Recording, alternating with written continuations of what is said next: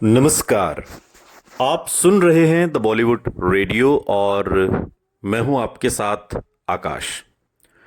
दोस्तों, आज के इस पॉडकास्ट में किस्सा राजेश खन्ना का है, लेकिन इस बार किस्से को सुनाने वाले हैं रजा मुराद। यानी रजा मुराद के हवाले से ये किस्सा हम आपको सुना रहे हैं। रजा मुराद जिस दौर में हिंदी फिल्म इंडस्ट्री में आए, वो दौर सुपरस्टार राजेश खन्ना का दौर था। राजेश खन्ना साहब की हर फिल्म सुपर डुपर हिट हो रही थी और फिल्म इंडस्ट्री में एक ही नाम था जिसके ऊपर आंख मूंद कर रुपया लगाया जा सकता था, और वो थे राजेश खन्ना। रजा मुराद उन दिनों को याद करते हुए एक इंटरव्यू में कहते हैं कि उस दौर में साहब हीरो ही सब कुछ हुआ करता था। हीरो हीरोइन तय करता, हीरो सारी जो कास्टिंग थी वो उसकी मर्जी से होती थी, म्यूजिक डायरेक्टर हीरो पसंद करता, सिंगर हीरो पसंद करता, कौन उस फिल्म का हिस्सा होगा और कौन उस फिल्म का हिस्सा नहीं होगा, ये सब कुछ हीरो तय करता था। और उस दौर में दो तरह के फिल्म मेकर्स होते थे। एक फिल्म मेकर्स वो होते थे जो दिल से फिल्में बनाते थे। दिल से फिल्में बनाने वालों में उस दौर में वी शांताराम थे, ऋषिकेश मुखर्जी थे, राज कपूर साहब थे, बिमल रॉय, महबूब खान। ये वो निर्देशक थे जो दिल से फिल्में बनाते थे। लेकिन दूसरी ओर रजा मुराद साहब ने नाम तो नहीं लिया, लेकिन कहा कि एक निर्देशकों का धड़ा ऐसा भी था जो दिमाग से फिल्में बनाते थे। दिमाग से यानी कि उन्होंने हीरो तय कर लिया तो समझ लीजिए कि अब सारी फिल्म उनकी फाइनल हो गई। और हीरो यानी कि राजेश खन्ना, नाम तो उन्होंने नहीं लिया, लेकिन उनका इशारा उस दौर के टॉप के जो डायरेक्टर थे, चाहे वो शक्ति सामंता हों, चाहे राज खोसला हों, जो उस दौर में राजेश खन्ना को लेकर ही फिल्में बना रहे थे। रजा मुराद उस दौर को याद करते हुए कहते हैं कि उस दौर में साहब हीरो फाइनल कर लेना ही बहुत बड़ी बात थी। हीरो फाइनल हो गया तो आपका सब कुछ फाइनल हो गया। कहानी भी हीरो ही तय करता था, हीरोइन भी हीरो तय करता था, म्यूजिक डायरेक्टर भी हीरो तय करता था, कौन उस फिल्म में होगा कौन नहीं होगा, इस सब कुछ हीरो तय करता था। और मजे की बात यह है कि ये फिल्में सुपर डुपर हिट हो रही थी, यानी कि ये फॉर्मूला सुपर डुपर हिट था।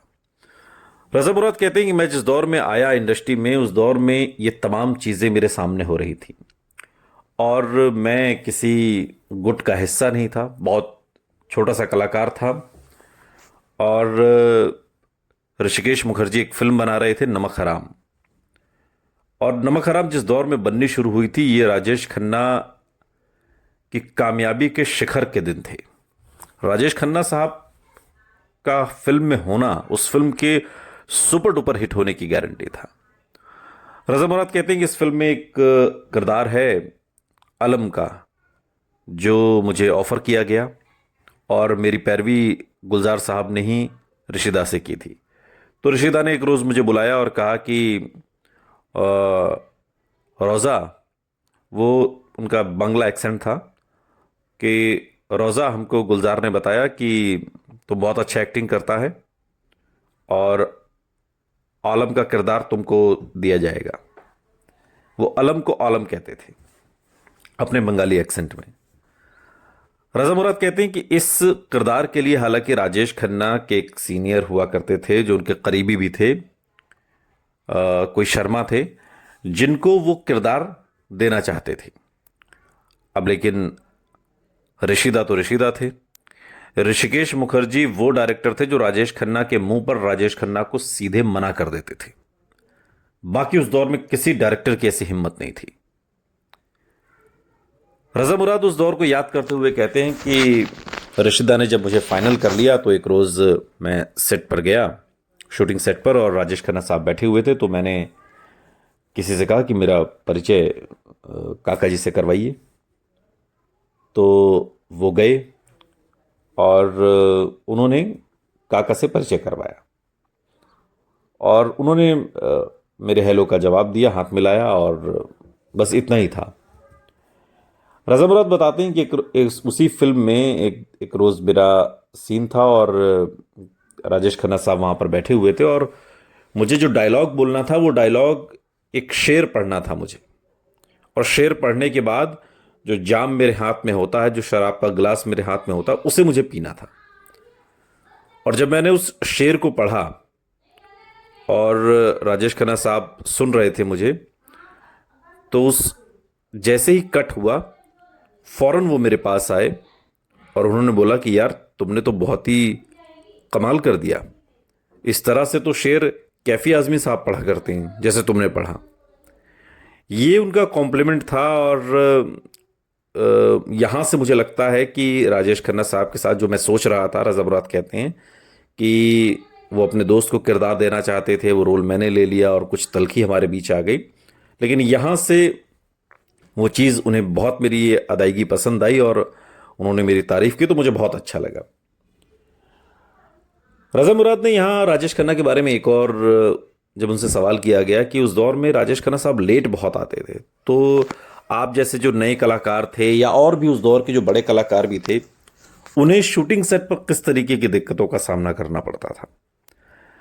रज़ा मुराद कहते हैं कि देखिए साहब, वो तो सुपरस्टार थे और हमको उनके हिसाब से ही चलना पड़ता था। और अगर आप, रज़ा मुराद कहते हैं कि आपको यकीन नहीं होगा, लेकिन अगर कोई डायरेक्टर जो दिमाग से फिल्में बनाते हैं, अगर कोई डायरेक्टर राजेश खन्ना से नाराज भी है किसी बात को लेकर, तो वो अपनी नाराजगी जाहिर नहीं कर सकता। लेकिन हां, राजेश खन्ना अपनी नाराजगी उस पर जाहिर कर सकते हैं। कुत्ता कमीना तक कह देना एक सामान्य घटना थी उस दौर में, इससे ज्यादा भी थी जो बताई नहीं जा सकती। ये रौला था राजेश खन्ना साहब का।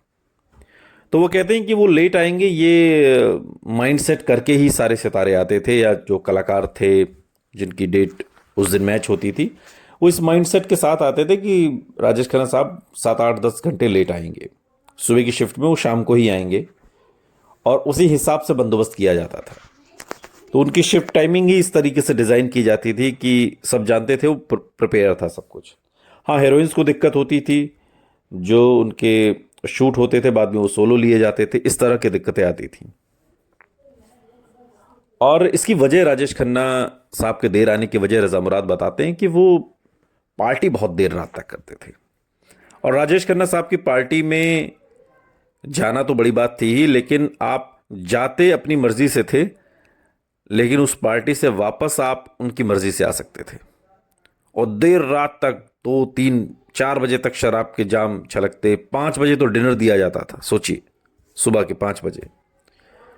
अब 5 बजे डिनर करने के बाद तो फिर आदमी 2-2:30-3 बजे ही उठेगा और उसके बाद ही शूटिंग पर आएगा। तो यही काका भी किया करते थे। ये उनके देर आने की वजह थी। एक और किस्सा रज़ा मुराद नमक हराम फिल्म का सुनाते हैं, राजेश खन्ना और अमिताभ बच्चन से जुड़ा हुआ, जो इस फिल्म का हिस्सा थे। हालांकि जब ये फिल्म बननी शुरू हुई थी तब अमिताभ बच्चन इतने बड़े स्टार नहीं थे, राजेश खन्ना सुपरस्टार थे। लेकिन संयोग देखिए कि जब ये फिल्म रिलीज हुई तो इस बीच जंजीर आ चुकी थी, तो अमिताभ बच्चन बड़े स्टार हो गए और राजेश खन्ना का डाउनफॉल शुरू हो गया रिलीज होते होते। तो रज़ा मुराद एक किस्सा नमक हराम का सुनाते हैं राजेश खन्ना और अमिताभ बच्चन का, कि दोनों फ़ोन कॉल्स पर बहुत बिजी रहते थे। उस दौर में मोबाइल फ़ोन तो होता नहीं था, लैंडलाइन पर, और इससे खर्चा भी ज़्यादा बन रहा था। तो एक रोज़ रशीदा ने क्या किया, एक गाने की, एक मुजरे की फिल्म एक मुजरा है और उसकी शूटिंग हो रही थी। तो राजेश खन्ना अपना फ़ोन पर बिजी, अमिताभ बच्चन अपने फ़ोन पर बिजी। तो किसी ने जानकारी दी कि साहब ऐसा हो रहा है। तो रशीदा ने बुलाया राजेश खन्ना को भी और अमिताभ बच्चन को भी, और दोनों को खूब डांट पिलाई। और फिर जो गेट कीपर होता है, द्वारपाल, उसको बुलाया और कहा कि गेट लॉक करो, कोई अंदर से बाहर नहीं जाएगा और कोई बाहर से अंदर नहीं आएगा जब तक कि इस गाने की शूटिंग नहीं हो जाती। और रात के 12:30 बजे उस गाने की शूटिंग हुई कंप्लीट, और तब जाकर लोग बाहर गए या अंदर आए, तब तक कोई अंदर से बाहर नहीं गया। तो ये काम रशीदा ही कर सकते हैं। और रज़ा मुराद कहते हैं कि अगर मुझे नमक हराम फिल्म में अलम का किरदार मिला तो जस्ट बिकॉज ऑफ रशीदा। अगर रशीदा नहीं होते तो फिर अमिताभ बच्चन और राजेश खन्ना जैसी बड़े सितारों की इस फिल्म में मैं नहीं होता। क्योंकि उस दौर में राजेश खन्ना को ना कहने की हिम्मत तो किसी डायरेक्टर में नहीं थी, किसी प्रोड्यूसर में नहीं थी, कोई राजेश खन्ना को ना कर दे। लेकिन रशीदा थे और रशीदा ने राजेश खन्ना को ना कहा, मुझे लिया, लेकिन अब वक्त की बात है और वक्त जब बदलता है तो ऐसा ही होता है। लेकिन हाँ, जो मास हिस्टीरिया राजेश खन्ना ने पैदा किया था, लड़कियां पागल थीं।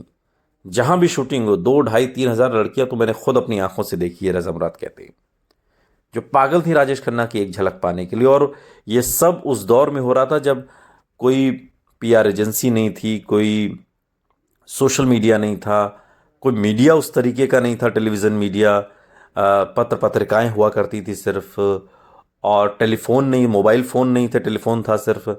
और इतना मास हिस्टीरिया, इतने लोगों का किसी शूटिंग सेट पर पहुंच जाना, और सिर्फ राजेश खन्ना के लिए वो दीवानापन।